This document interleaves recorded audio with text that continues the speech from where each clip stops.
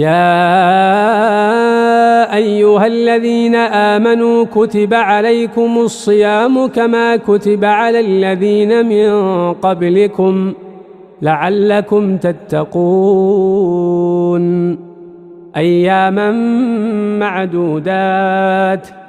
فمن كان منكم مريضا أو على سفر فعدة من أيام أخر وعلى الذين يطيقونه فدية طعام مسكين فمن تطوع خيرا